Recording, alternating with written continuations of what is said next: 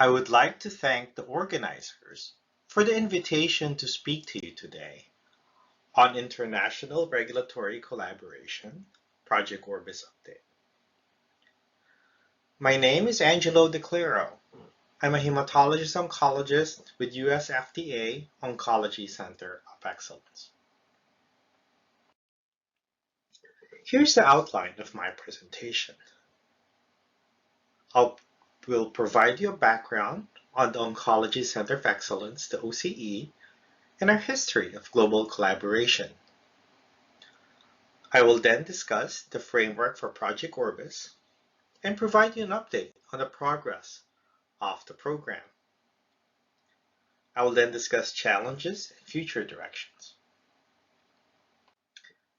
The FDA Oncology Center of Excellence was established in January of 2017, and this was authorized by the 21st Century Cures Act.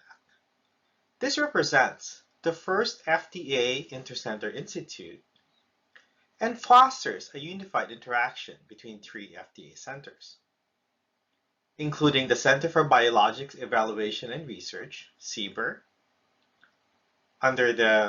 with the recently reorganized Office of Therapeutic Products, which regulates CAR-T, cellular therapies, gene therapy, and vaccines.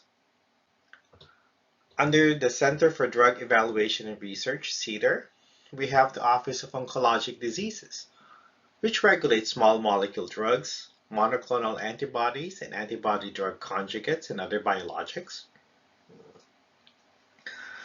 Under the Center for Devices and Radiological Health, CDRH, we have the Office of In Vitro Diagnostics, which regulates diagnostic devices used in oncology development.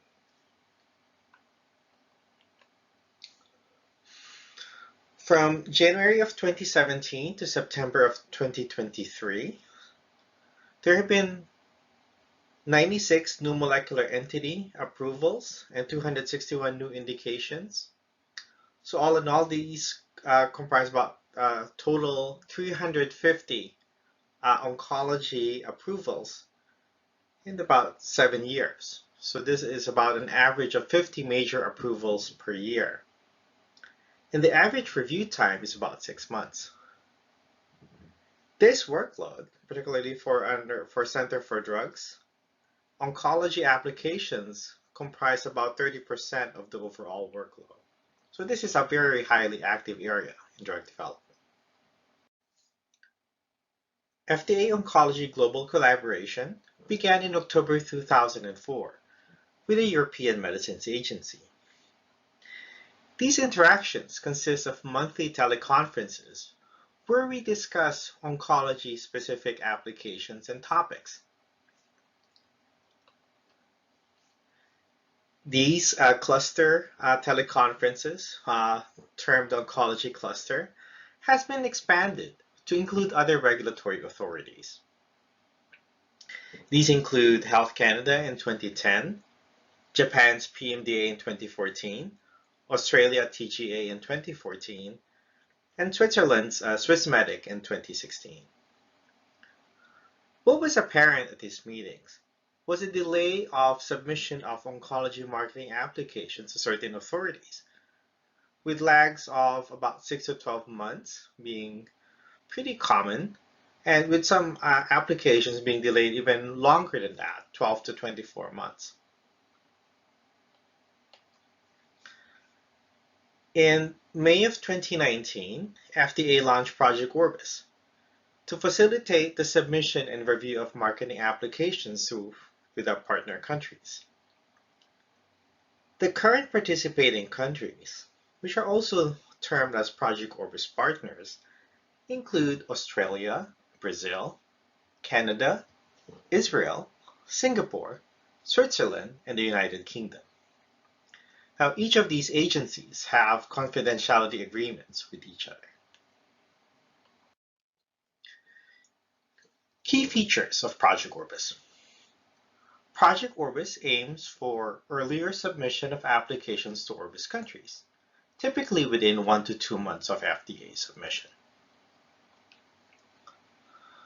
Collaboration between the regulatory authorities consists of Project Orbis teleconferences, wherein the regulatory authorities discuss certain aspects of the application.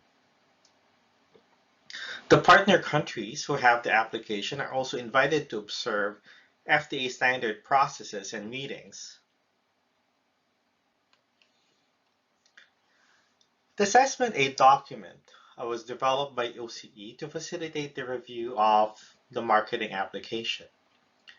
This is based on FDA's multidisciplinary review template, which includes clinical, non-clinical, clinical pharmacology, and statistical sections, which the sponsors will pre-populate.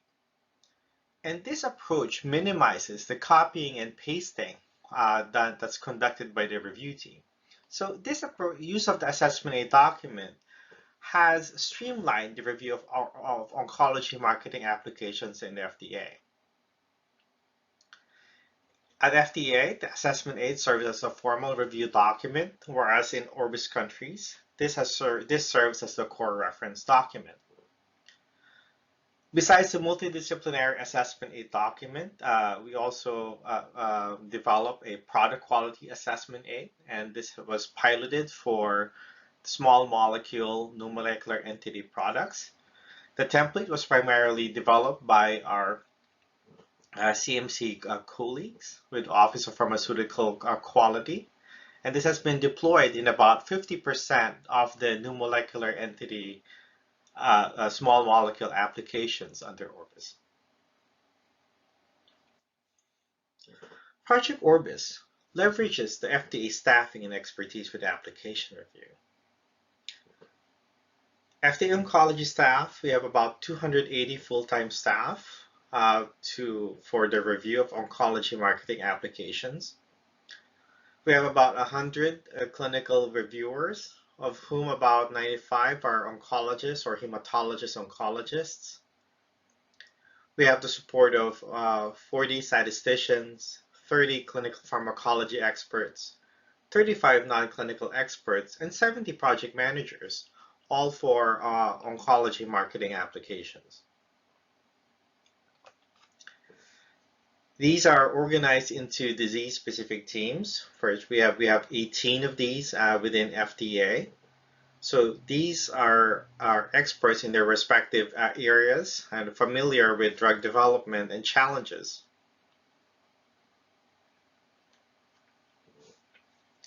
FDA review provides for independent multidisciplinary assessment, including full review of the data sets. So this is a unique aspect that's conducted by FDA, and we're able to share this expertise and knowledge with the other agencies.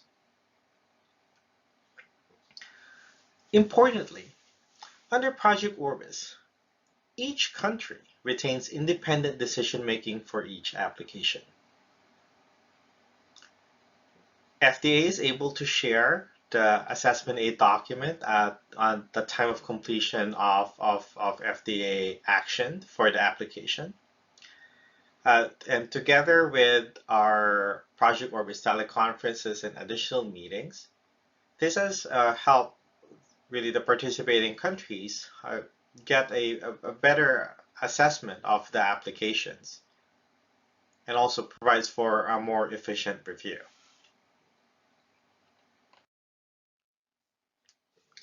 Project ORBIS types. When we started Project ORBIS, we thought that most of these would be type A applications, right? And these are defined as being submitted of 1 month of FDA submission with expected submission overlap with FDA. We would share the FDA reviews and schedule multi-country review meetings, which we also call as POP TCONs, and the ORBIS partners are invited to attend FDA review meetings. Concurrent review with FDA is expected. Also, near concurrent action with FDA would be possible for type A applications. As we have expanded the program, we needed to expand the ORBIS types. So one of these is type C, which is essentially for applications where FDA has already taken action and provides for a mechanism for FDA to share minimally redacted reviews with the ORBIS partners. Type B applications, you can think of these as somewhere in between Type A and Type C. So there is some application review overlap with FDA, but not to the full extent as a Type A application. So we're able to schedule certain multi-country review meetings, and the ORBIS partner countries are able to attend FDA review meetings, but often near concurrent action with FDA is not possible. However, through all of these ORBIS types, common feature would be the sharing of the minimally redacted FDA review. This slide summarizes our experience from the start of the program from 2019 through the end of December 2022. The upper left table shows the distribution of the ORBIS applications, the submissions, and the regulatory actions by country. The bottom chart shows where the various countries entered the program. And through December 2022, as you can see here, that we have observed a continued growth of the program. The Project ORBIS has been used to support marketing application submission of 369 submissions to the 8 countries. And this has led to about 291 regulatory actions in the about 3.5-year benchmark for the program. Additional highlights. About a third, 33% of the applications are new molecular entity, small molecule new molecular entity NDAs or original BLAs. The product quality assessment aid has been used in about half of the small molecule new molecular entity NDAs under Project ORBIS. Other applications where Project ORBIS has been successfully deployed include new indications and also new dosage forms for the pediatric population. The median number of countries per application is 3, and approximately about 40% of the FDA oncology application workload has been referred for Project ORBIS.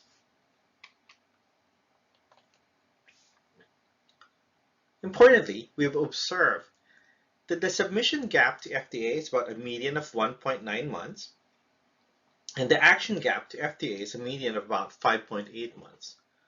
We're very happy with these results. These represent an improvement over the previous situation wherein countries were experiencing significant delays, 12 months or more, with regards to receipt and action of these applications.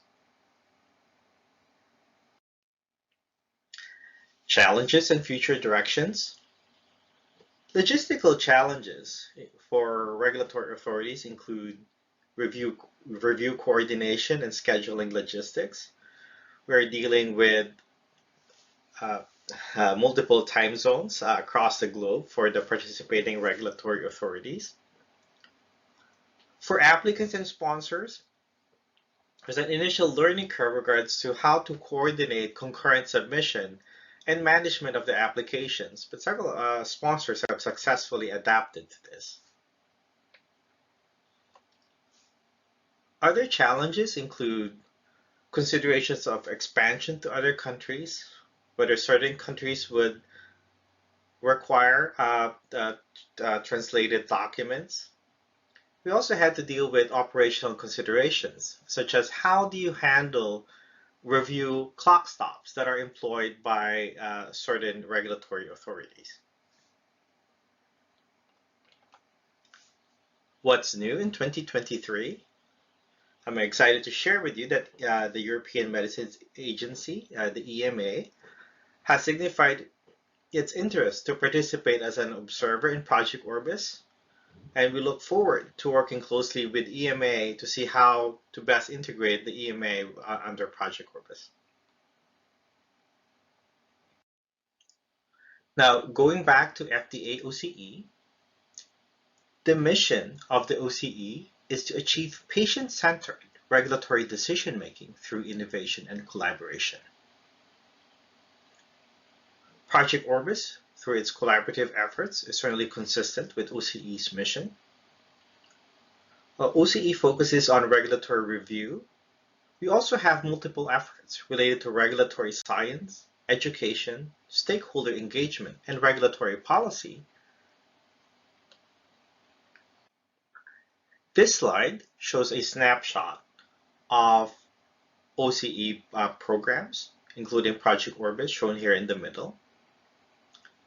This slide shows the broad scope of FDA OCE's mission, which include engagement with patient advocacy groups, such as with Project Community, our education program with Project Socrates, and regulatory science programs, such as Project Optimus for dose optimization, Project Significance for statistical issues, and OCE Real-World Evidence Program.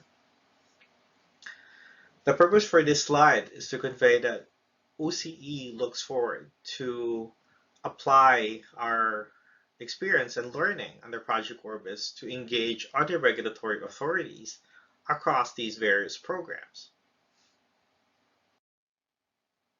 In summary, oncology is a highly active area of drug development. Hence, it makes sense for regulatory authorities to collaborate with each other. With Project ORBIS, the participating countries have had a very positive experience, and we've shown that global collaboration between regulatory authorities facilitates drug application submission and review of oncology marketing applications. And finally, we discussed the important role of engagement with key stakeholders, including patient groups, academia, industry, and regulators. OCE looks forward to apply our learning from Project ORBIS across multiple OCE programs. This concludes my presentation. Thank you.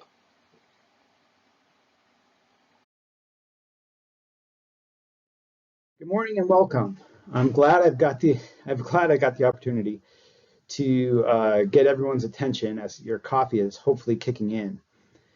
I'd like to say that this story I'm talking about today took place a long time ago in a galaxy far, far away, but unfortunately it does not. Today I'll be discussing compliance actions taken in the wake of recent reports of fatal poisonings of consumers outside of the United States who ingested drug products in liquid dosage forms. These included things like children's cough, allergy, analgesic, and antiemetic drug products. And these products happen to have been manufactured with diethylene glycol, or DEG, or ethylene glycol, EG, contaminated components. A little disclaimer before going on. The information and opinions that I provide today are only intended to be a general summary of information. It is not intended to take the place of either written law or regulations. So in the Office of Manufacturing Quality, we focus on current good manufacturing practices for drugs, including developing and implementing compliance policy and regulatory actions to protect the public from adulterated drug products. As seen by the pie chart, our enforcement and advisory tools for FY23 essentially fell into four major buckets: regulatory discretion and meetings, import alerts, and warning letters. It's important to note that enforcement discretion does not mean no regulation. They are used to balance the product quality and drug shortages and are handled on a case-by-case basis, especially during COVID. For today's discussion, we'll be focusing on warning letters, considered advisory actions, and import alerts 6640, which is failure to comply with current good manufacturing practices, and 6679 for failure to respond to records requests or failure to allow inspection. And both as they relate to FDA's actions pertaining to diethylene glycol and ethylene glycol. These essentially combined represent over 50% of all executed enforcement action tools in FY 2023. So as it pertains to CDER non-compounding warning letters, you can see here that there was a 24.6% increase in the basis for action during FY 2023 related to 704A4 records requests and the refusal to respond to such requests. So how does FDA look at excipients? What is an excipient? In FDA nomenclature, an excipient is also known as an inactive ingredient, and you can refer to the Code of Federal Regulations citation there. But more importantly, FDA considers both active ingredients and excipients inactive ingredients to be drug components, as referenced there as well for 21 CFR 210.3A3. But drug components are also drugs. During case review, we routinely refer to definitions, and the definitions are under the Food, Drug, and Cosmetic Act as defined by Section 201. Most of you here would be familiar with the definition of a drug, which includes articles recognized in the official United States Pharmacopoeia, articles intended for use in the diagnosis, cure, mitigation, treatment, and prevention of disease in man or other animals, and articles other than food intended to affect the structure or function of the body of man or other animals. And more importantly, for the purposes of our discussion today, is articles intended for use as a component of any article specified in either A, B, or C. Essentially, excipients, or inactive ingredients, are themselves considered drugs when they are intended for use or used as a component of a drug product. And all the drug adulteration provisions of the Act would apply to them as well. So who in the supply chain does FDA inspect? As you are already aware, drug manufacturers are subject to inspection under Section 704 of the Act. Some of the types of inspections include cGMP surveillance inspections and for-cause inspections. FDA also uses a risk-based approach to prioritize the human drug manufacturing facilities for routine cGMP surveillance inspections. And this, we typically use a site selection model, which prioritizes certain types of manufacturers, such as finished dosage form manufacturers and active pharmaceutical ingredient manufacturers. But some types of manufacturers are not routinely prioritized for routine cGMP surveillance inspections, such as excipient manufacturers. Those types of manufacturers may be inspected on a for-cause basis. So let's get into a little bit more depth on the DEG and EG initiative that we did this year. So a little bit of the background on DEG, EG is that diethylene glycol is an industrial chemical used as antifreeze and is poisonous. It's also sweet tasting, which makes it a little bit undetectable as a bitter chemical in a given product. In 1937, a diethylene glycol poisoning outbreak occurred when DEG was used as an solvent in the production of elixir of sulfanilamide. And this was produced by a pharmacist working for Massengill Company at the time, and led to 107 deaths, many of them children. And this essentially led to the enactment of the Food, Drug, and Cosmetic Act of 1938. So historically, outbreaks have been caused by manufacturers or suppliers that have used DEG and EG in excipients or as an excipient in lieu of costlier ingredients for economic gain. And when combining the substitution or contamination in the supply chain, whether it be directly distributed or repackaged, with a lack of cGMP controls at the finished dosage form manufacturing site, allows for the contamination to enter the drug product supply chain. And periodic DEG events have occurred. We've seen them with DEG substitution of glycerin in Central America in the late 2000s. And FDA also took action against Chinese toothpaste manufacturers, which were using DEG in their product in 2007. And history repeats itself. The current outbreak from 2022-23 was in children's drug products overseas.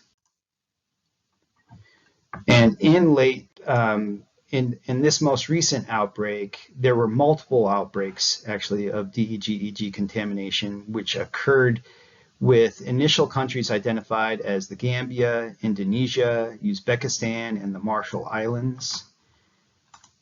Thus far, the information indicates the contaminated finished drug products were manufactured in India, Indonesia, and Cambodia, affecting 17 different countries, 20 unique products, and 12 different manufacturers. So what was FDA's role in this current outbreak? Following this incident of the reports of overseas deaths, we extensively interacted with the World Health Organization, various other regulators from other countries, and industry. Unlike the 2006 incidents resulting from DEG substitution in glycerin, the current incidents appear to be related to the substitution of DEG and propylene glycol. And while we have ramped up monitoring, FDA has not seen data indicating the contamination has affected the U.S. drug supply. One important achievement that we made was updating the 2007 testing of diethylene glycol and glycerin guidance to industry. And this newly updated guidance was expeditiously published, and it definitely clarifies components considered at risk for DEG and EG contamination, in addition to the glycerin, which, and these components are components which also have identity test requirements in the United States Pharmacopoeia. They included, but are not limited to, the following types of components, such as propylene glycol, maltitol solution, hydrogenated starch hydrolysate, and sorbitol solution. Recommendations that are clarified in this document include performing identity testing on representative samples of each shipment of each lot of high-risk components, which includes each container of each lot received due to batch-to-batch variability and potential substitution. I would refer you to footnote 16 of the new guidance. So what are the identity testing requirements per CGMP? So to refer you to the 21 Code of Federal Regulations 21184, testing and approval or rejection of components in drug product containers and closures. Each lot of components shall be withheld from use until the lot has been sampled, tested, or examined as appropriate.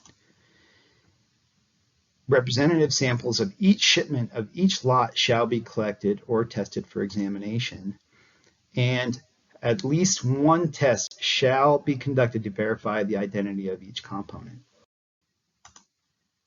So, question. Can a drug product manufacturer rely on a supplier certificate of analysis and not conduct raw material testing? Potentially for some attributes, but never for identity. Remember, under 21184, samples shall be examined and tested. At least one test shall be conducted to verify the identity of each component. Specific identity tests, if they exist, shall be used, and I'll get into a little bit more detail on the next slide for that. And a certificate of analysis can be accepted from a supplier provided that at least one specific identity test is conducted on such component by the manufacturer. A special emphasis on specific identity tests, if they exist, shall be used. If a USP monograph includes testing for diethylene glycol and ethylene glycol in the identity section, It is required of the drug product manufacturer under cGMP. This emphasizes the need to be sure ID testing is performed on your excipients. And this includes DEG-EG identity testing in the following excipients, which are all in the new guidance. As I had mentioned before, the glycerin, propylene glycol, maltitol solution, hydrogenated starch hydrolysate, sorbitol solution. There are different types of sorbitol solution. There's non-crystallizing, crystallizing, and 70% hydrogen, 70% sorbitol solution. So pay close attention to those, and other high-risk components as well. In addition, there may be other specific, in addition to these specific monographs for these components here, I would also refer you to USP Chapter 469, which includes ethylene glycol, diethylene glycol, and triethylene glycol in ethoxylated substances, which may include some other testing requirements. And to place this under further emphasis, there are also other drugs with a history of similar contaminant-specific identity testing requirements, and those could include the oversulfated chondroitin sulfate and heparin, or methanol and alcohol, which are both things that FDA has had problems with in the past. So what are the recent DEG and EG compliance actions? So there has definitely been a heightened supply chain monitoring. As FDA evaluated recent outbreaks, we are closely scrutinizing multiple liquid formulations of FDA-regulated drug products. FDA drafted and sent a reminder of cGMP requirements to registered manufacturers using high-risk components. And we also reviewed the drug manufacturing inventory and sent 704A4 records requests to drug product manufacturers in geographies of concern, those who use excipients of concern, and asking for information on their cGMP controls for DEG-EG. As of October 1st, we have issued and reviewed over 174 704A4 records requests related to required cGMP controls for DEG-EG. We also sent records requests and had been in contact with some of the largest excipient manufacturers in the world to ensure that controls were in place. And we also increased sampling, inspections, and other activities in this space. So looking at some of the resulting compliance actions, overall for FY 2023, there was a distribution of import alerts which demonstrated the global nature of the incident, with approximately 50% each for 6679 and 6640 import alerts in 2023. Further differentiating the data, we can see that this fiscal year resulted in approximately 28% or 26 import alerts related to the DEG-EG initiative. This includes a majority of the failure to comply with cGMP, with implementation of 6640, and with the smaller proportion related to individuals who just did not respond to the records request that was submitted to them. So for reference here, there was also an increasing reference to DEG-EG testing in cGMP warning letters. And we have issued approximately 16 warning letters related to the DEG-EG initiative. Another number that may be of interest is that there's also references to DEG-EG testing in approximately 1/3 of all warning letters this fiscal year so far, give or take a few that were recently issued.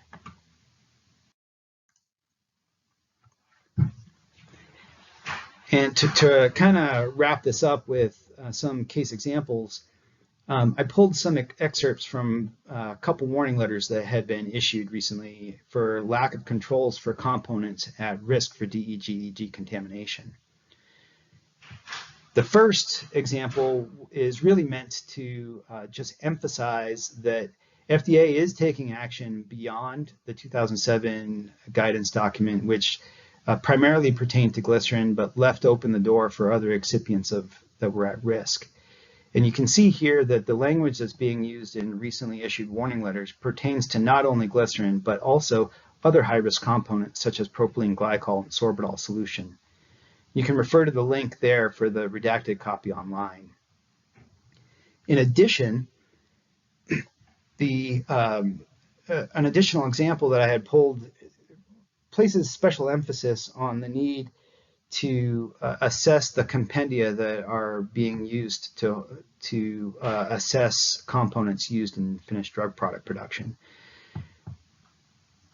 There are not all compendia are harmonized at this moment. The USP is the compendia that we recognize, and if you use other compendia to assess the quality of the attributes for the components that are used in your production, you can do that. However, just keep in mind that it has to be better than or equivalent to USP.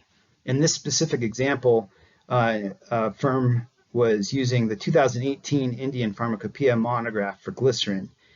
This particular monograph does not include DEG or EG testing in the identity section or anywhere in the monograph. And we found this through our review of various cases over the course of the last year that there are differences in the various compendial requirements.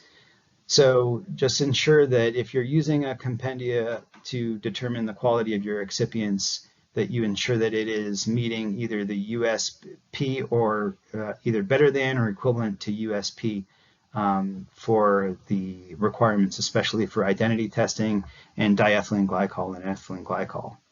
And a lot of this is spelled out a little bit more clearly in the guidance document. In each of these cases, FDA placed all the drugs and drug products manufactured by the firms on import alert.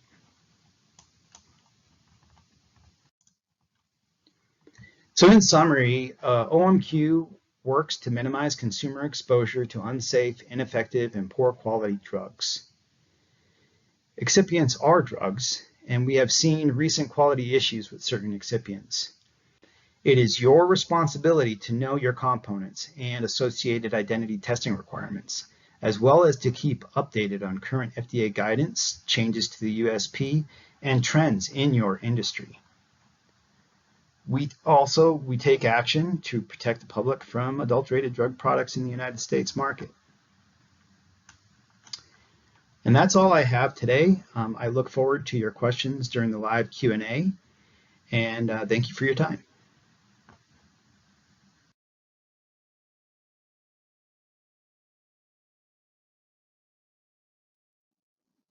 Thank you, Matthew, for that very informative presentation, as always. Good morning, everyone. I am Timothy Pohlhaus. I am a Senior Policy Advisor. I'm also in the Office of Manufacturing Quality in CDER's Office of Compliance. The SBIA encouraged us to begin our presentations with something intriguing, so here we go. In May 2016, the CDC notified the FDA of severe illnesses and deaths in 13 hospitals across 9 states associated with Burkholderia cepacia complex. For those of you who may not be familiar with B. cepacia complex, BCC for short, it is a complex of approximately 20 closely related species. They are opportunistic human pathogens, meaning that they do not normally harm their host, but can cause disease, especially when the host's resistance is low. BCC can cause severe life-threatening infections, particularly in vulnerable patient populations. The May 2016 outbreak prompted the recall of a non-sterile, over-the-counter liquid stool softener. This oral solution was used for children requiring mechanical ventilation and for other immunocompromised or susceptible patients. This story ultimately ended in 2022 with a criminal conviction. So, how did this happen? Is there anything that we, you, and the FDA can do to prevent something like this from happening again? We're going to try to do our best to answer those questions today. First, by discussing requirements that finished pharmaceutical manufacturers must meet. Second, by briefly discussing objectionable microorganisms. Third, by taking a little bit of a dive into what happened with that specific manufacturer back in 2016. And finally, by bringing awareness to some important communications from FDA, including an advisory notice and a draft guidance for industry. First, the current good manufacturing practice requirements, CGMP. Section 501A2B of the Federal Food, Drug, and Cosmetic Act essentially says that a drug shall be deemed to be adulterated if its manufacturer does not conform to CGMP.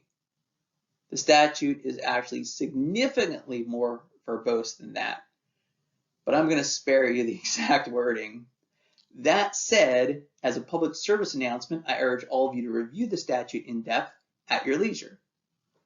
That way you will know, and as they say on G.I. Joe, knowing is half the battle. The CGMP requirements for finished pharmaceuticals are codified in Parts 210 and 211 of Title 21 of the Code of Federal Regulations.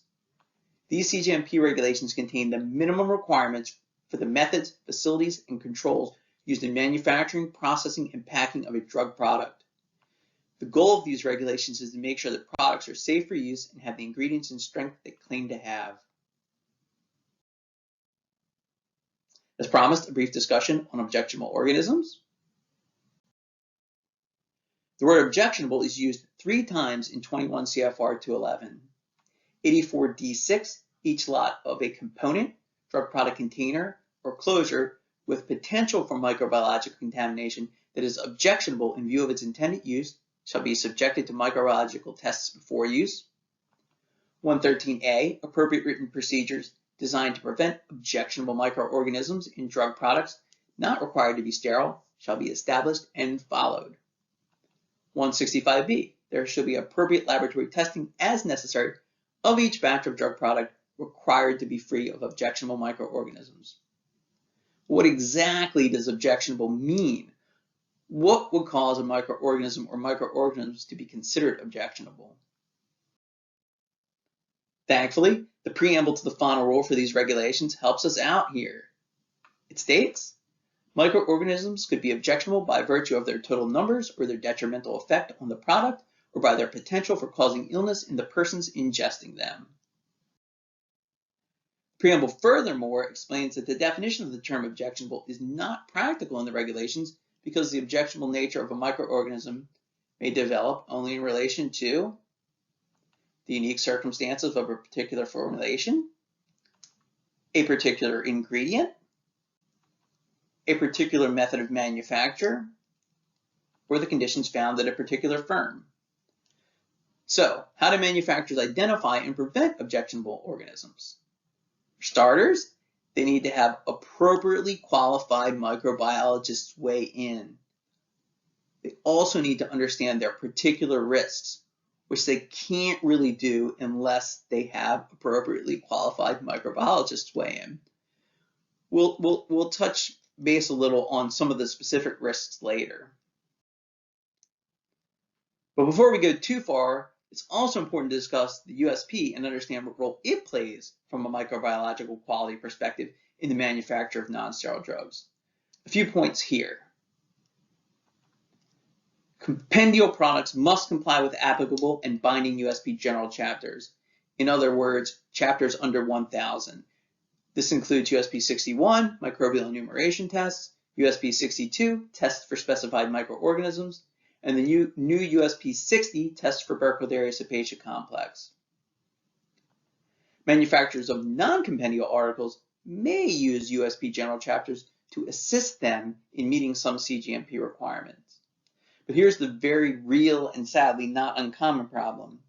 Significant CGMP issues can occur when USP general chapters are either misinterpreted or narrowly applied.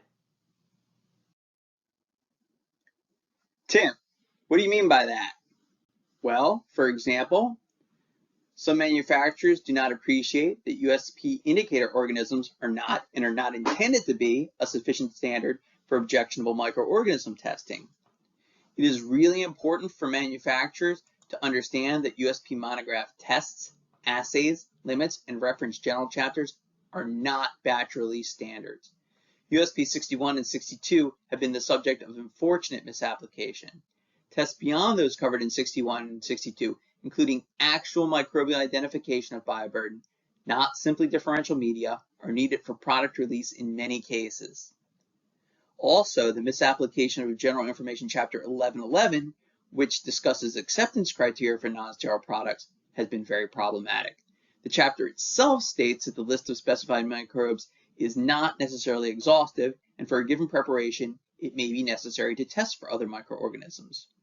Per the USP, and more importantly, per CGMP, the significance of other organisms recovered should be evaluated considering multiple factors.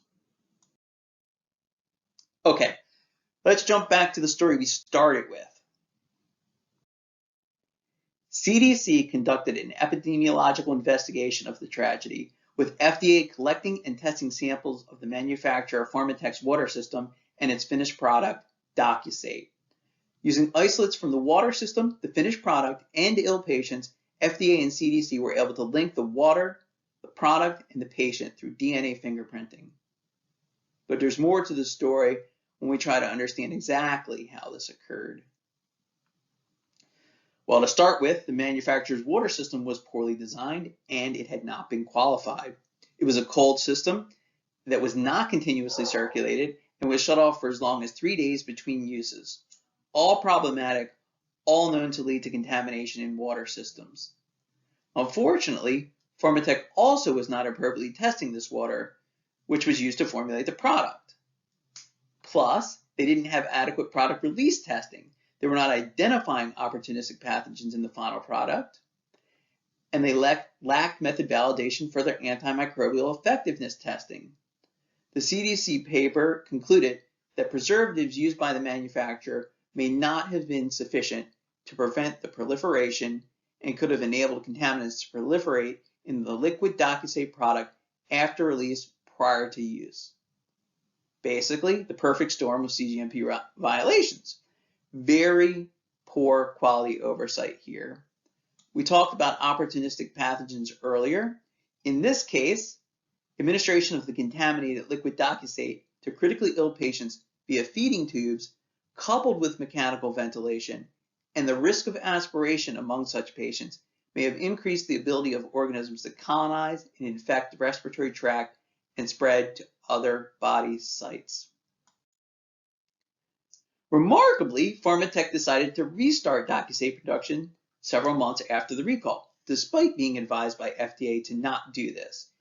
In October 2017, FDA testing again identified USPHS as well as other bacteria and fungi in several bottles of DocuSafe. Thankfully, the vigilance of the healthcare system in reporting USPHS infections helped to limit the second outbreak to 8 cases in 2 states. Fast forward to June 2022, Ray Del Figueroa, the CEO of Pharmatech, who permitted the distribution of these drugs at his company, pled guilty to conspiring to defraud FDA, falsifying records in an FDA investigation, obstructing proceedings before the FDA, and distributing adulterated drugs. He was later sentenced to 37 months in prison. Shortly after the DocuSafe tragedy, FDA issued an advisory notice. This advisory notice specifically addressed the risks of BCC contamination. The notice reminded manufacturers of relevant CGMP requirements. For example, and if I may paraphrase, establishing procedures that are designed to prevent objectionable microbiological contamination of non-sterile drug products by assuring appropriate material quality, equipment and facilities, process design, maintenance and cleaning, production and storage time limitations, and monitoring of environmental conditions. Establishing scientifically sound and appropriate specifications and test procedures to assure that drug components, including water and finished products, conform to appropriate microbial quality specifications. And ensuring that test methods are appropriately validated to ensure that they are accurate, sensitive, specific, and reproducible. If some of those sound familiar, it's because we mentioned them on slide 11. This advisory notice also addressed some specific BCC concerns and considerations, discussed preservative system function, which is often misunderstood, and as updated in 2021, notified manufacturers of the availability of the new USP Chapter 60 and FDA draft guidance for industry. The updated 2021 advisory notice noted that BCC continues to pose a risk of hazardous contamination. It also noted that there have been repeated recalls of antiseptics such as povidone iodine, benzalkonium chloride, and chlorhexidine gluconate in the US and overseas. I'd like to very quickly mention a more recent BCC case. In October 2022, FDA became aware of another multi-state BCC outbreak. This was mostly in COVID patients who had been administered chlorhexidine gluconate. Chlorhexidine gluconate, a biocide, is used for oral hygiene, including to prevent the aspiration of potentially harmful microorganisms in vulnerable patient populations, thereby lessening the chances of pneumonia. FDA inspected the product manufacturer. Again, the manufacturer had quote-unquote passed their microbiological release testing, however, the testing was inadequate. The firm was not testing for BCC, so BCC was not detected. When FDA cited the firm for being unable to detect BCC, the firm pointed to USP 1111, saying that the chapter does not specifically discuss the testing for BCC. Remember earlier we talked about the narrow application of USP chapters. When retained samples were tested, there were microbiological failures even by the manufacturer's standard. Organisms that had been introduced during manufacture were able to overcome the product's antimicrobial activity and proliferate. The inspection resulted in a warning letter. Apart from the clear testing issue, the firm had also violated CGMP requirements by having inadequate equipment cleaning and inappropriate equipment design. Their cleaning procedures were not detailed enough and included poorly defined manual cleaning steps. Plus, the cleaning times for the filling line were inadequately short for sanitization purposes, particularly for biofilm killing and removal. They say a picture's worth 1,000 words, right? This is a photo of the manufacturer's vacuum trap filter on the vacuum system connected to a tank used in the production of chlorhexidine gluconate. This trap is intended to catch liquid or condensate as a vacuum is pulled on the tank. As far as the firm personnel knew, the filter had never been changed. Swabs inside the filter and filter housing recovered Pseudomonas aeruginosa, Klebsiella oxytoca, and Enterobacter.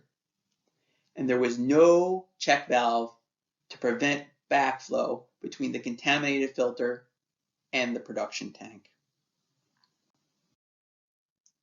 If you're interested in more case studies, such as the ones listed on this slide, you should definitely consult the appendix in FDA's draft guidance for industry, microbiological quality considerations in non-sterile drug manufacturing, which brings us to, you guessed it, that very draft guidance. I'd love to be able to step through the entire draft guidance today, but I really only have enough time to introduce it. A few basic principles are highlighted in the draft guidance. Microorganisms can affect the safety and efficacy of non-sterile drugs. To assure product quality and patient safety, it is essential to limit the level and type of microorganisms during manufacturing and over product shelf life.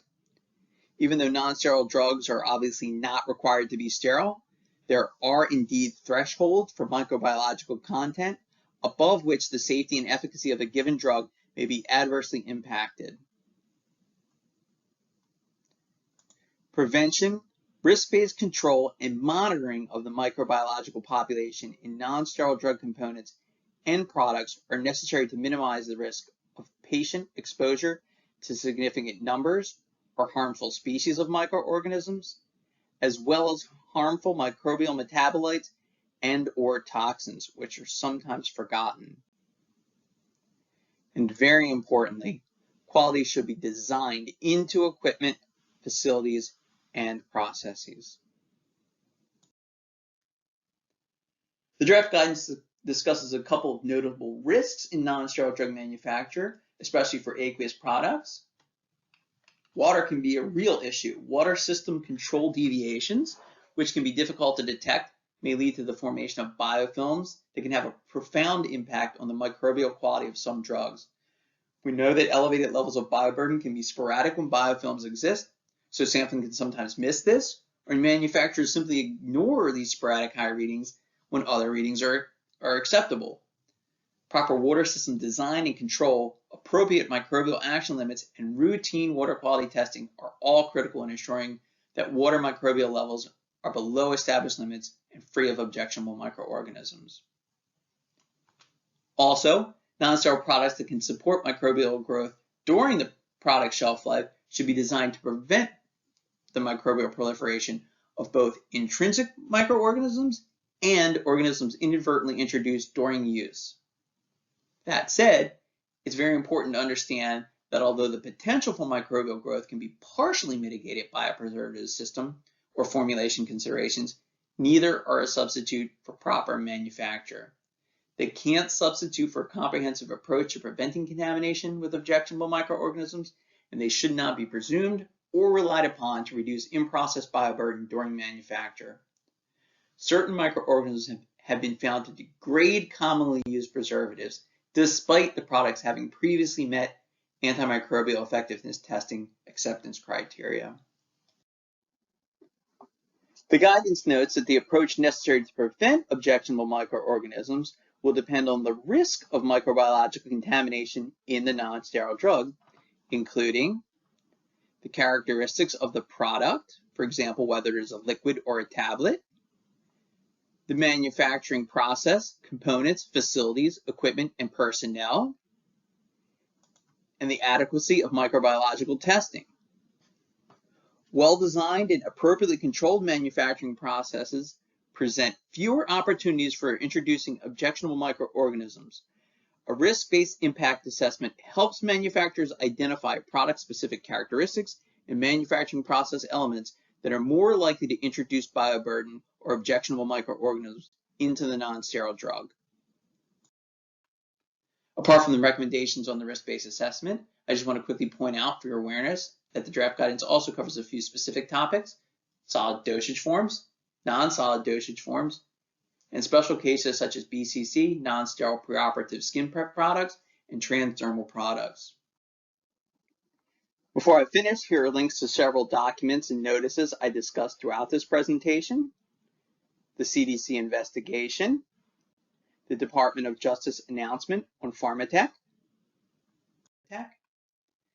FDA's BCC advisory notice, and our draft guidance for industry.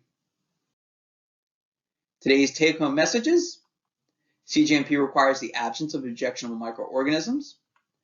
Microbial contamination of non-sterile drugs can cause serious illness and death. Quality should be designed into facilities, equipment, and processes.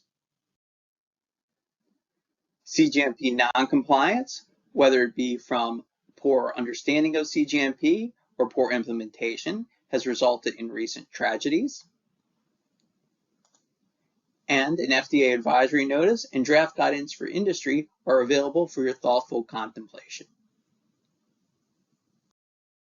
Your homework is to, if you have not done so already, please read FDA's draft guidance. I'm happy to answer any questions during the panel discussion, which will be occurring momentarily. Thank you all for your attention this morning, and thank you to Rick Friedman, Tara Guin, and Brooke Higgins for their assistance in telling this story.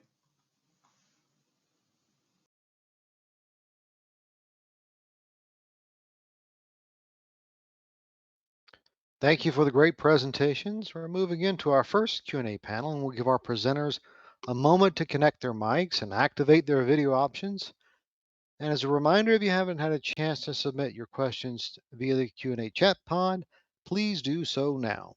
We'll answer as many questions as time allows. Looks like our panelists are all up on screen, and so we'll start with the first question. It'll be addressed to Captain Dionne. We have a few there, Captain Dionne, and here is the first one.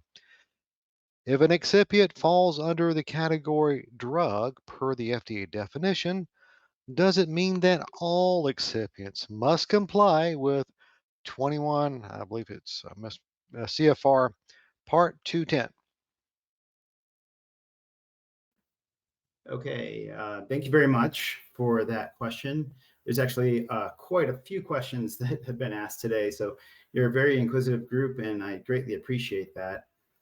For excipients that do fall under the definition of a drug, it would depend on if the excipient was the active pharmaceutical ingredient of the drug product. You can remember that 210, 211 apply to finished drug products. And if it is a excipient that falls under the definition of an API, then ICH Q7 would apply. If it's an excipient that is not an API, then, and it's not a finished drug product, then we would apply, as documented in the slides, the other adulteration provisions of the Food, Drug, and Cosmetic Act, which are listed under Section 501 of the FDCA.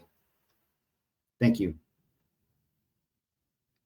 Thank you for responding to that question. We do have a few more for Captain Dionne, and here is the next question. If you're in your DEG guidance, how do you define the high-risk excipients that are not specifically identified in the guidance? Thanks again for that question. I would refer you to footnote number 2 of the guidance, where we specifically call out that for the purposes of this guidance, the high-risk components are components that through historical experience have been found to be at a higher risk of DEG or EG contamination compared to other drug components. There are, it's up to the manufacturers to know of the components that are being used in their finished drug product production, and to have appropriate controls as they apply to each of those components, ensuring that they meet USP or other monograph specifications as dictated per the individual component. Thank you. Thank you for responding to that question. This will be the final question this round, and it is the following. In case of testing confirmations of acceptable limits of DEG and EG for all excipients and APIs, do manufacturers need to confirm limits of DEG and EG in the final product? That, again, is a good question. And if you review the guidance, the intent is always that we build quality into the production of finished drug products. And so, and remember that finished drug product testing is only a statistical sample of the drug products that are manufactured by a given manufacturer. So the way the guidance is intended is that we test the components that go into a finished drug product. And they, under footnote 16, specifically states that, due to the high risk and due to the history of diethylene glycol toxicity, ethylene glycol toxicity, as well as the nature of contamination, whether it be substitution, whether it be partial substitution, or individual containers that may be contaminated. We feel that the only way to really address this concern is by testing the component itself, which is held to a USP monograph standard, as well as by testing the components that provides some assurance that the components that are being used are going to be used in manufacturing, ensuring finished product quality, because you can't test every finished dosage form for the DEG-EG. In addition to that, the monograph requirements would apply to the excipients themselves. And by testing the finished products, you would have to develop new methods potentially to ensure that they are capable of detecting the diethylene glycol and ethylene glycol. And those methods may be different from the USP monograph methods. Thank you. Thank you for responding to that group of questions. Moving on to our next panelist, we'll bring in Dr. Pohlhaus, and we got a few questions for Dr. Pohlhaus. And here's the first question. BCC is not expected to be present in a drug product but the general micro test is validated to detect BCC and not have the limit of BCC on the specifications. Is this strategy acceptable? So thank you. That's a good question. I can't give a definitive answer on this. It really depends upon what is meant by BCC limit is not in the specification. If the manufacturer is identifying BCC and there's no limit because BCC is considered an objectionable microorganism, and then the batch is simply rejected, then there doesn't need to be a number limit.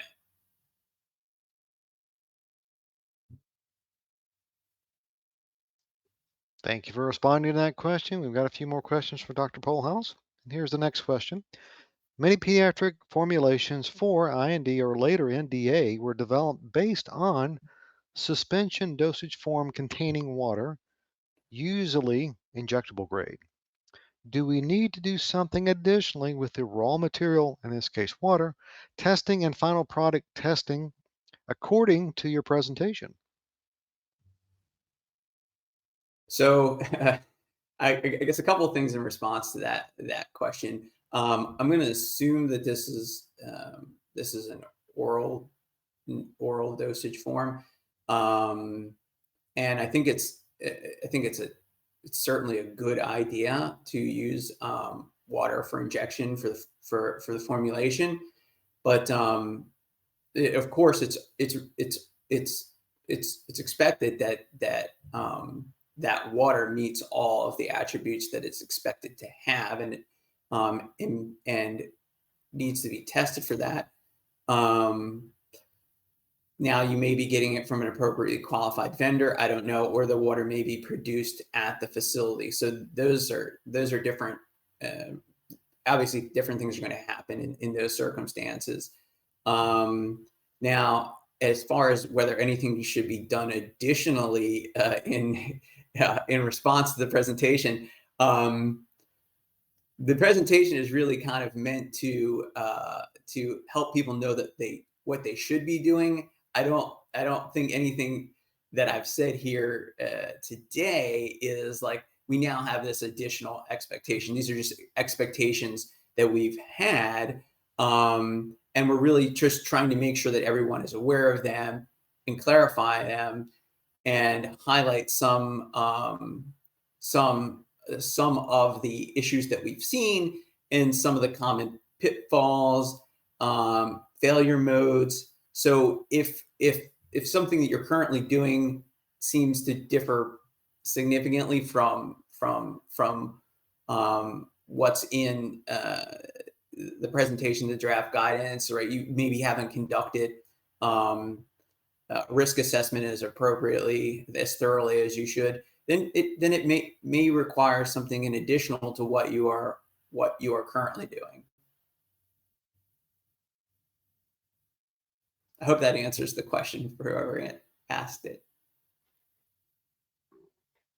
Thank you, Dr. Pohlhaus, for responding to that question. We do have one more, and here is the question for you in this round.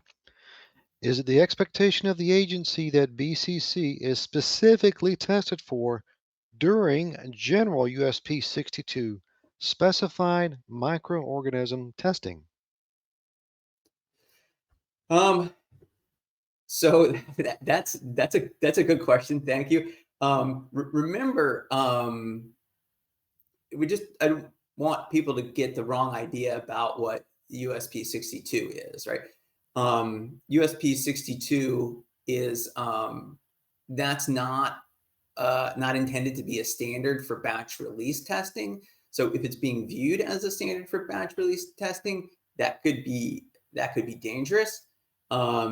Really, manufacturers need to understand their own products, and there may be certain CGMP requirements that need to be met in addition to what USP prescribes in 62 for compendial products. So I don't think manufacturers should view 62 as as a batch release standard. Like, they shouldn't view 62 as a batch release standard. There are going to be things that probably need to be done in addition to USP 62. One of the things that's noted in USP general notices is that, I mean, USP specifically says these are not intended to be batch release standards. Now, if you're looking to get an idea of whether or not you should be testing for B. cepacia complex, you may want to consult the draft guidance for industry, and you can also take a look at USP Chapter 60, which specifically deals with B. cepacia complex testing, to get a better idea.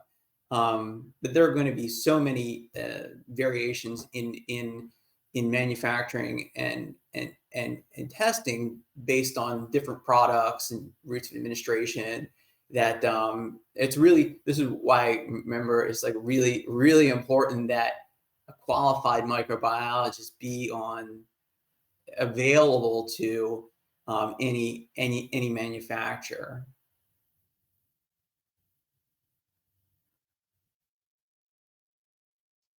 Thank you for responding to that group of questions. Moving back to our first panelists, we have a few more questions that came in for Captain Dionne. And here's the first question.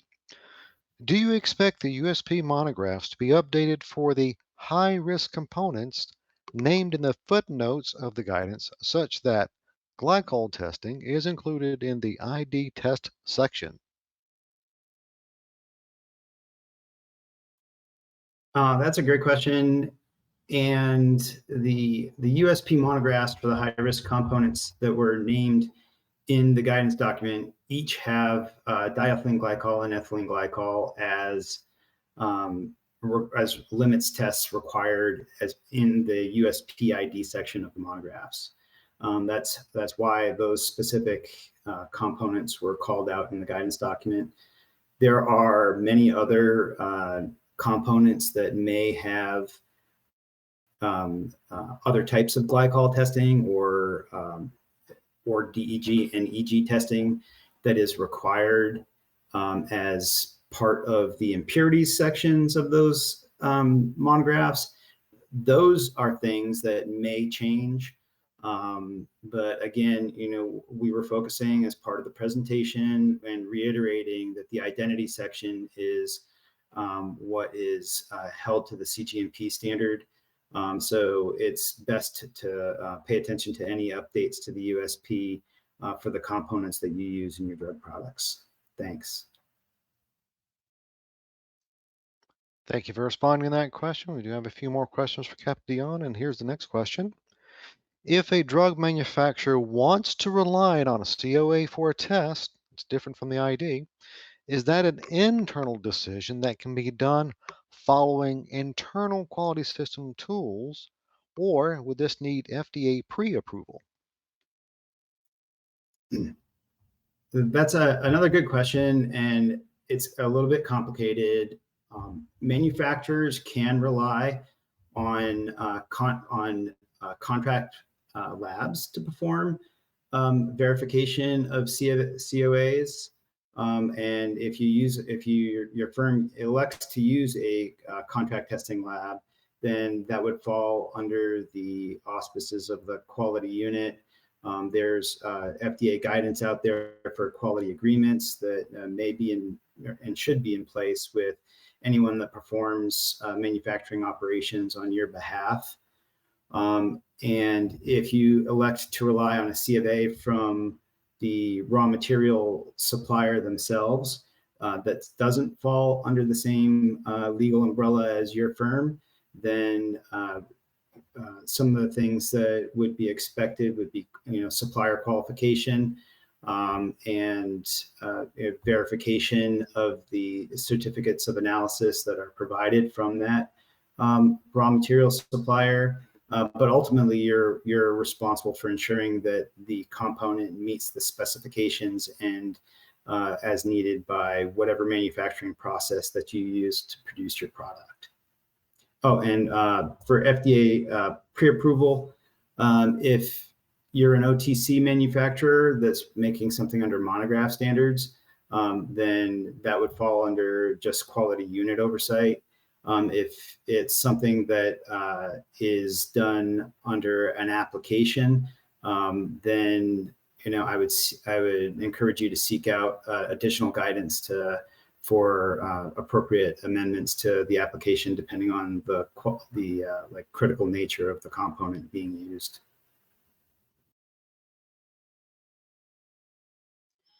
Thank you for responding to that question. Absolutely. And one more question for Captain Dionne in this round. And here it's a little bit longer. I can repeat if necessary. How does the FDA address the questions related to the EGDG guidance document published in May 2023 related to polyethylene glycols and diethylene glycol stearates and other high-risk components, where the monograph lists the limits of EG plus DEG of not more than 0.25% and DEG 8% respectively versus the 0.1% listed in the guidance itself? And does the FDA expect PEG and DEG stearate to meet monograph limits or the 0.1% limit listed in the guidance? That's another great question. This one, more simple answer though. For the high-risk components that are listed in the guidance, each of those specific USP monographs includes a 0.10% limits in the identity section for DEGEG. If you look at some of the other components, in reference to this question here with polyethylene glycols and diethylene glycol stearates, they may have other USP limits testing requirements, and that's what our expectation would be to meet those USP limits.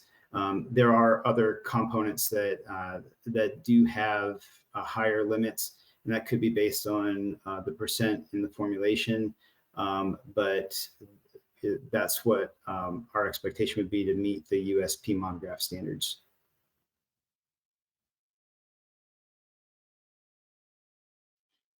Thank you for responding to that question. We have a few more questions coming in for Dr. Pohlhaus, and here will be the next question for Dr. Pohlhaus. Do all microorganisms need to be identified to a genus or species level, or is it a different test like gram staining enough to rule out objectionable organisms? I think that's probably a differential test. I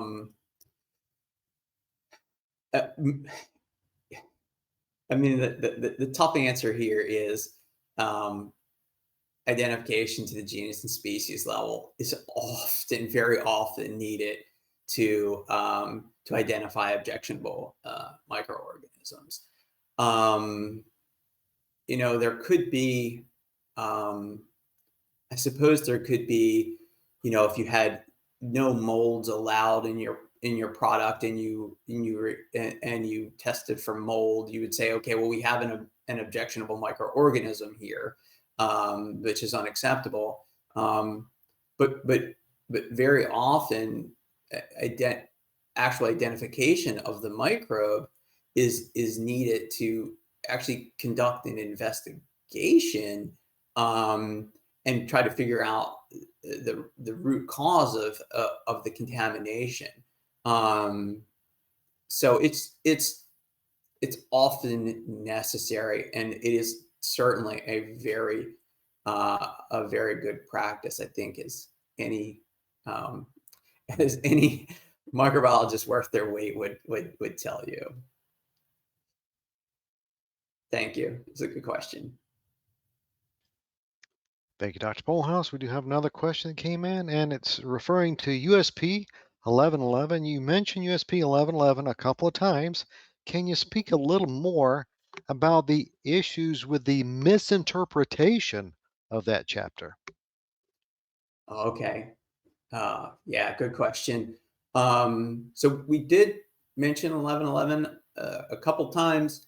That is a general information chapter, and it is acceptance criteria in the testing of the microbiological examination of non-sterile products. That chapter has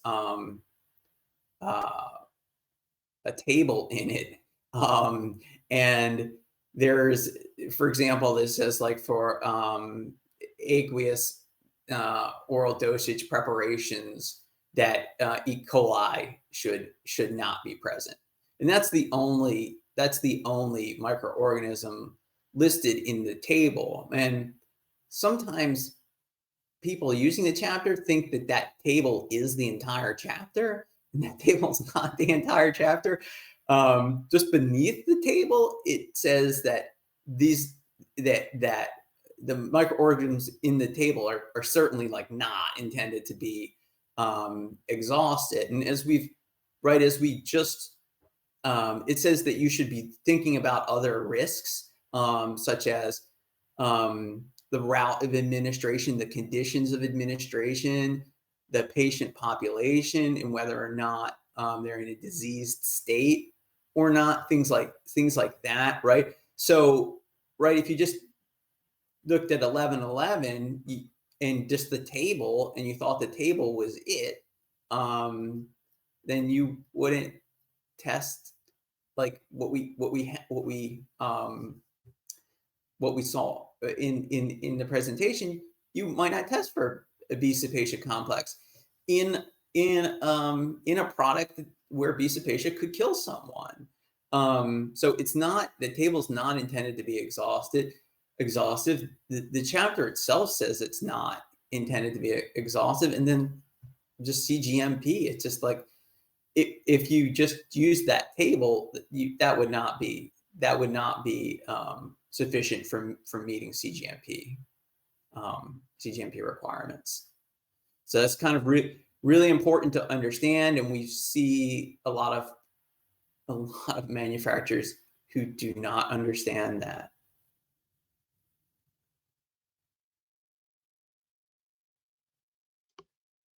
Thank you for responding to that question, Dr. Pohlhaus. We do have one question we just came in and has your name on it, and here it is.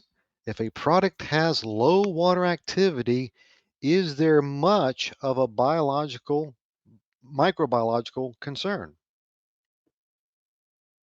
Thank you for that question. That's a good question. I think we can say, in general, if a product has low water activity, a non-sterile product has low water activity, the risks of objectionable contamination go down, but the risks aren't zero. The draft guidance talks about this a little bit.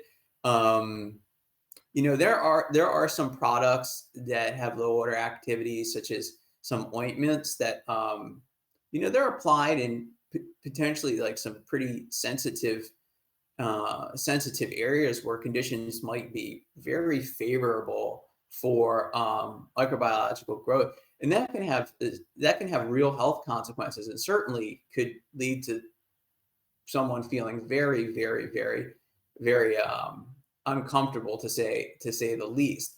And then there also, you could on sort of the extreme end, you can think of a solid oral dosage form, which may not have much water activity at all, but like, who wants to take that if it's loaded with E. coli, and that wouldn't be appropriate, right? So there are still some significant risks for non-sterile products that even have a low water activity. So good question, thank you. That's all the time we have for questions in this Q&A panel. A huge thank you to our presenters for answering numerous questions that came in. This takes us to an hour break until 10:45 a.m. Eastern. Please enjoy your break.